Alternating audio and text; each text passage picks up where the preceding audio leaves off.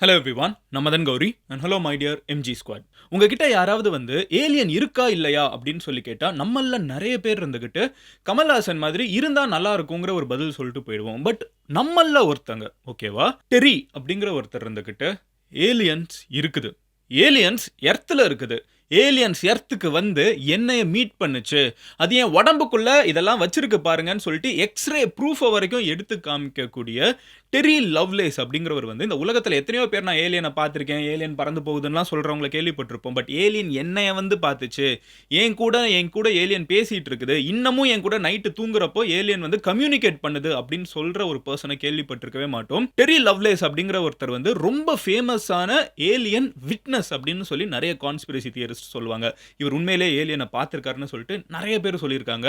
இவர் எப்படி ஏலியனை பார்த்தாருங்கிறத சும்மா ரேண்டமா இன்டர்வியூவா மட்டும் சொல்லாம ப்ரூஃபோட புக்கா ரிலீஸ் பண்ணி அந்த புக் ஆயிரக்கணக்கில் 13 கண்ட்ரீஸ்ல செல்லா இருக்குது. சோ யார் இந்த டெரி லவ்லேஸ், எப்படி அவர் ஏலியனை மீட் பண்ணாருங்கிற எல்லா விஷயத்தையும் நான் உங்ககிட்ட டீடைலா சொல்ல போறேன். கேட்கறதுக்கு பயங்கர கிரேசியா இருக்க போகுது. இது வரைக்கும் நம்ம சேனல்ல எத்தனையோ ஏலியன் வீடியோஸ் மேக் பண்ணிருக்கோம். பட் இது வரைக்கும் யாருமே இருந்துகிட்டு நான் ஏலியனை பார்த்தேன், என் கூட ஏலியன் பேசிச்சு, என்னென்ன பேசிச்சு, உலகத்துல எந்தெந்த பேருக்கு இதெல்லாம் தெரியும், மக்கள் கிட்ட இருந்து ஏலியன்ஸ் ஆல்ரெடி இருக்குதுங்கிறத ஏன் மறைச்சிட்டு இருக்காங்கிறதெல்லாம் யாரும் சொல்லி கேள்விப்பட்டதே இல்ல.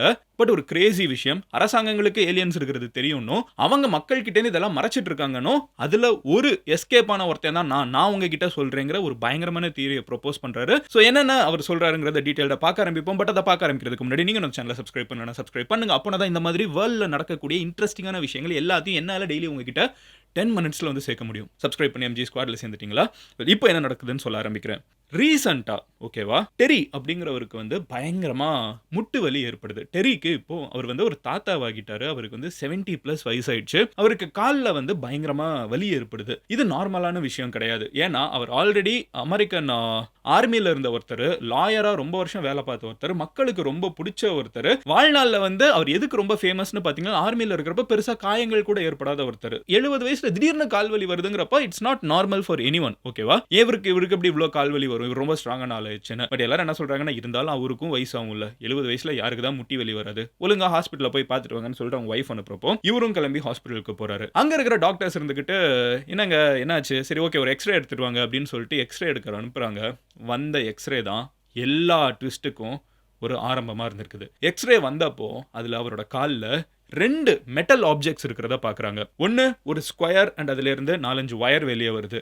அது கிட்டயே ஒரு ரோஸ் பெட்டல்ஸ் மாதிரி, ஒரு ரோஸ் பூ இருந்தால் எப்படி இருக்கும், அந்த ஒரு பூ இமோஜி நம்ம யூஸ் பண்ணோம்னா ஒரு மாதிரி இருக்கும்ல, அந்த பூ மாதிரி ஒரு டிவைஸ். அது சுத்தி எல்லாமே மெட்டல் ஆப்ஜெக்ட்ஸா இருக்குது, சிமெட்ரிக்கா இருக்குது, அடுத்தடுத்து இருக்குது, ஆனா எதுவும் ஒட்டி இல்ல. இந்த 2 ஆப்ஜெக்ட் அவரோட காலுக்குள்ள இருக்குது. ஸ்கேனை பார்க்குற டாக்டருக்கு ஒண்ணுமே புரியல. என்னங்க இது, எப்போது ஆப்ரேஷன் பண்ணீங்களா? ஆனா அப்படி ஆப்ரேஷன் பண்ணி மெட்டல் ஏதாவது உள்ள வச்சா கூட இந்த மாதிரி இருக்காது, எலும்புக்கு வேணா ஏதாவது வைப்பாங்க. இது ரொம்ப வித்தியாசமா இருக்கே, ஆர்மியில் ஏதாவது நடந்துச்சா என்ன சொல்லுங்க, என்ன நடக்குது அப்படிங்கிறப்போ, இல்லையே சார் எனக்கு அந்த மாதிரி எதுவுமே ஆப்ரேஷன் நடந்தது இல்லையே, நான் இன்ஃபேக்ட் எந்த காயமே படலைங்கிறதுக்கு தான் ரொம்ப ஃபேமஸான ஆளு, என் காலில் எந்த ஓட்ட கூட இல்லை பாருங்க, ஆப்ரேட் பண்ணோன்னா ஏதாவது ஒரு தழும்பு இருக்கும் கரெக்டா, ஓட்ட கூட இல்லை பாருங்க அப்படின்னு சொல்றாங்க. எல்லாருக்கும் பயங்கர ஆச்சரியம். தெரிய அன்னைக்கு நைட்டு சோகத்தோடய திரும்பி போறாரு. என்னடா கால்குள்ள ஏதோ மெட்டல் ஆப்ஜெக்ட்லாம் இருக்குங்கிறாங்க, ரிமூவ் பண்ணிடலாம் பெட்டர் அப்படின்னு சொல்றாங்க. சில பேர் இருந்துகிட்டு இது ரொம்ப வருஷமா உள்ளுக்குள்ள இருக்கிற மாதிரி இருக்குது, அது மேல நம்ம பாடியோடய அது செட் ஆன மாதிரி இருக்குது, எடுத்தவருக்கு ஏதாவது ஆயிடுச்சுன்னா என்னன்னு சில டாக்டர்ஸ் பேசுறாங்க. ஆனா இது நம்மளுக்கு எப்படி உள்ள போச்சுனே தெரியல. யோசிச்சு பாருங்க, உங்க உடம்புக்குள்ள ஒரு ஆப்ஜெக்ட் இருக்குது, அது உங்களுக்கு எப்போ உள்ள வச்சாங்கன்னே தெரியாதுன்னா எப்படி இருக்கும்? வீட்டுக்குள்ள அப்படி இருந்தாலே நம்மளுக்கு ஆச்சரியமா இருக்கும், உடம்புக்குள்ள நம்மளுக்கு தெரியாம ஒரு மெட்டல் ஆப்ஜெக்ட் இருந்தா எப்படி இருக்கும்? சோ இவ்ளோ குழப்பத்தோட டெரி வீட்டுக்கு திரும்பி போறாரு. அன்னைக்கு ராத்திரி தான் அவருக்கு கொஞ்சம் கொஞ்சமா ஸ்ட்ரைக் ஆக ஆரம்பிக்குது.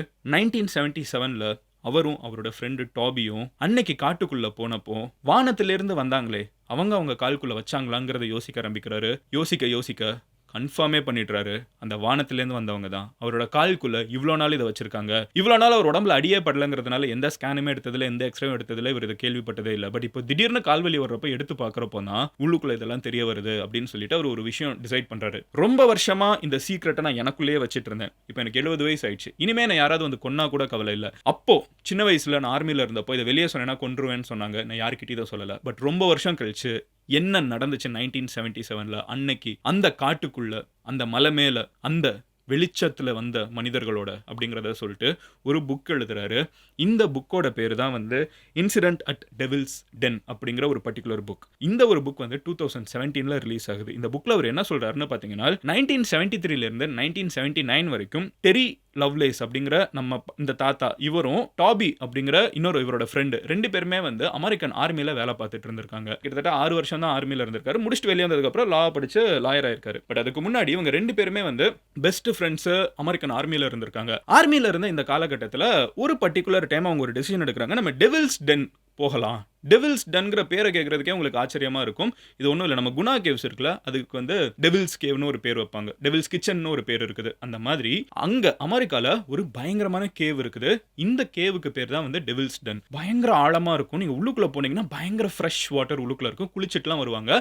ஆனா வருஷம் நெறைய பேரு உள்ள குளிக்க போறேன்னு சொல்லிட்டு இறந்து போகிறது ரொம்ப காமனான ஒரு விஷயம். ரொம்ப ரிஸ்கியான இடம். உயிர பணயம் வச்சு நெறைய பேர் என்ஜாய்மென்ட்க்கு போறாங்க. நெறைய பேர் இறந்து போறாங்க. ஆனா நெறைய யங்ஸ்டர்ஸ்க்கு வந்து இது இன்னமுமே ஒரு ஃபேசினேட்டிங்கான பிளேஸா இருக்குது. டெரி லவ்லேஸ் அண்ட் டாபி 2 பேருமே யங்ஸ்டர்ஸ் அமெரிக்கன் ஆர்மில இருக்காங்க. நாங்களும் இந்த மாதிரி ஒரு கேம்பிங் போறோம்னு சொல்லிட்டு டெரி தான் ரொம்ப நாளா கேம்பிங் கூப்பிட்டுருக்காரு. Finally Toby and Terry Lovelace நம்ம கதையோட ஹீரோவும் அவரோட பெஸ்ட் ஃப்ரெண்டும் ரொம்ப நாள் கழிச்சு கிட்ட இருக்கக்கூடிய டெவில்ஸ் டென் அப்படிங்கிற இந்த ஒரு பார்க்குக்கு கேம்பிங் போறாங்க. கேம்பிங்னா உங்களுக்கு தெரியும், அங்க போய் காட்டுல கொடைக்கானல் திடீர்னு டென்ட் போட்டு சில ஃப்ரெண்ட்ஸ் உட்காருவாங்கல்ல, அதுதான் கேம்பிங். ஸோ அங்க வந்து இவங்க கேம்பிங் போலாம்னா நிறைய பேர் கேம்பிங் பண்ணக்கூடிய சைட்லாம் இருக்குது. இவங்க அங்க எல்லாருமே இருக்கிற இடத்துல கேம்பிங் பண்ணா பாயிண்டாவே இருக்காது. கொஞ்சம் தனியா போகலாம்னு சொல்லிட்டு அங்க எங்கன்னு சுத்தி நல்ல ஒரு உயரத்துக்கு போயிட்டாங்க. அங்க இவங்க கேம்பிங் பண்ணிருக்கப்ப என்ன ஆகுதுன்னு பாத்தீங்கன்னா, கரெக்டா கேம்ப் எல்லாம் செட் பண்ணி முடிக்கிறாங்க. பயங்கரமா லைட் வானத்துல வந்து பாக்குறாங்க. என்னடா லைட்னு பார்த்தா ஒரு 3 டாட் வந்து செம பிரைட்டா இருக்குதுன்னு தெரியுது. அப்புறம் கொஞ்ச நேரம் கழிச்சு தான் தெரியுது இந்த 3 டாட்டும் அவங்கள நோக்கி வர ஆரம்பிக்குது. அண்ட் 2 பேரும் மச்சான் என்னமோ நடக்குதுன்னு யோசிச்சுட்டு இருக்கிற அந்த நேரத்துல ஒரு 5 மாடி அபார்ட்மெண்ட் வந்து வானத்துல மிதந்துட்டு இருந்தா எப்படி இருக்கும் யோசிச்சு பாருங்க. 5 மாடி அபார்ட்மெண்ட் நம்ம பார்த்திருப்போம். செம்ம பெருசான ஒரு பில்டிங். உங்க வாழ்க்கையிலே பார்த்த ஒரு மிகப்பெரிய பில்டிங் வந்து அந்த இடத்துல வானத்துல மிதந்துட்டு உங்க மேல முன்னாடி நின்னுட்டு இருந்தா எப்படி இருக்கும். 2 பேரும் அதை பார்த்துட்டு மிரண்டு போறாங்க. என்னடா அது என்னமோ நடந்துட்டு இருக்குன்னு சொல்லிட்டு பதட்டத்துல இங்க ஓடலாமா இல்லையான்னு யோசிச்சுட்டு இருக்கப்போ ஒரு பிரைட்டான லைட் அண்ட் அப்படியே பிளாக் அவுட் ஆயிடுறாங்க 2 பேரும். மறுபடியும் அவங்க டென்ட்ல எந்திரிக்கிறாங்க. 2 பேருக்கும் ஒன்றும் புரியல. என்னடா ஏதாவது சீக்கிரமா வந்து கனவு கண்டோமா, ஏதோ பயங்கரமா வானத்துல இருந்து வந்த மாதிரி எல்லாம் இருக்குன்னு டெரியோட ஃப்ரெண்டு டாபி இருந்துகிட்டு, டேய் உனக்கு எதுவுமே ஞாபகம் இல்லையா, இப்போதானடா இறக்கி விட்டாங்க, இவ்வளோ நேரம் உள்ள தானடா இருந்தோம் அப்படிங்கிறாங்க. அண்ட் டெரிக்கு வந்து புரியல, என்னடா உள்ள இருந்தவங்கிற வெளியே போனவங்கிற எனக்கு ஒன்றும் புரியலடான்னு, நீ முதல்ல வா இங்கேருந்து வேகமா கிளம்பலாம் அப்படின்னு சொல்லிட்டு டென்ட்டை வேகமா அன்னைக்கு நைட் அவங்க ஸ்டே பண்ணாம வேகமா கிட்ட இருக்கிற ஜீப்ல எல்லாத்தையும் உள்ள போட்டு அவங்க மறுபடியும் வண்டி எடுத்துட்டு அங்கேருந்து வராங்க. வீட்டுக்கு வந்த உடனே 2 பேருமே ஹாஸ்பிட்டலுக்கு போறாங்க. போன இடத்துல இந்த மாதிரி நாங்க பார்த்தோம்னு பதட்டத்துல இவரு சொல்லிட்டு இருக்காரு. யாரு? டெரியோட ஃப்ரெண்டு. டெரிக்கு ஒண்ணுமே புரியல. ஒண்ணு வந்துச்சு பிரைட்டா இருந்துச்சு. ஆனா என்னன்னு தெரியலன்னா டாபி இருந்துகிட்டு இல்ல அது உள்ளுக்குள்ள வந்து நாங்க போனோம்.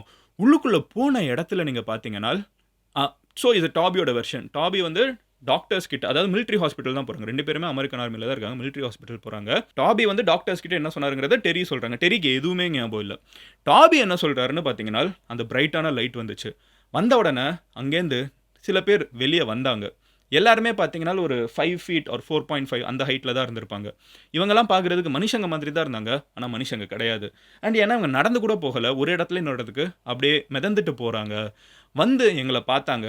கொஞ்ச நேரத்துல என்ன பண்ணாங்கன்னு தெரியல. எனக்கும் பிட்ஸ் அண்ட் பீசஸா தான் ஞாபகம் இருக்குது. அப்படியே மிதந்து உள்ளுக்குள்ள போனோம்னு மட்டும் ஞாபகம் இருக்குது. உள்ளுக்குள்ள போனதுக்கு அப்புறம் எங்களை கம்ப்ளீட்டா நிர்வாணமாக்கிட்டாங்க. அவங்களும் உள்ள எல்லாரும் நிர்வாணமா தான் இருந்தாங்க. அப்போ எங்க மேல நிறைய டெஸ்ட் எல்லாம் பண்ண மாதிரி இருந்துச்சு.